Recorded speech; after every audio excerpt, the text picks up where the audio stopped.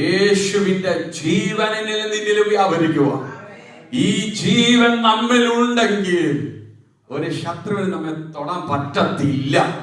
നിന്റെ മേൽ യേശുവിന്റെ ജീവൻ വെളിപ്പെട്ട, യേശുവിന്റെ ജീവൻ നിന്നിൽ വ്യാപരിച്ച, നിനക്ക് വിരോധമായി നിൽക്കുന്നതിനെ ദൈവം അനുകൂലമാക്കി തീർക്കാൻ പോവുകയാണ്.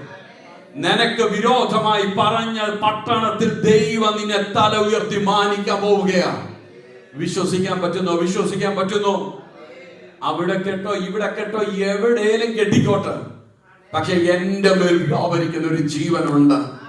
അത് തോറ്റവന്റെ ജീവനല്ല, ഭീരുവിന്റെ ജീവനല്ല.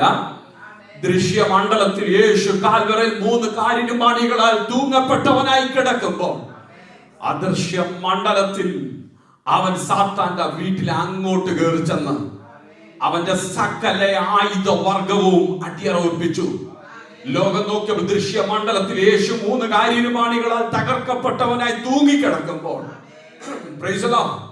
പൗലോസ് ആത്മാവിൽ കണ്ടത് അവനെ തൂങ്ങിക്കിടക്കുന്ന പരാജിതനായ ഒരുവനെയല്ല, മരണത്തിന്റെ അധികാരി ആയുധവർഗം വെപ്പിച്ച ക്രൂശിൽ അവന്റെ മേൽ ജയോത്സവം കൊണ്ടാടി അവരെ പരസ്യ കാഴ്ചയാക്കുന്ന ഒരു യേശുവിനെ താൻ ആത്മാവിൽ കണ്ടത്.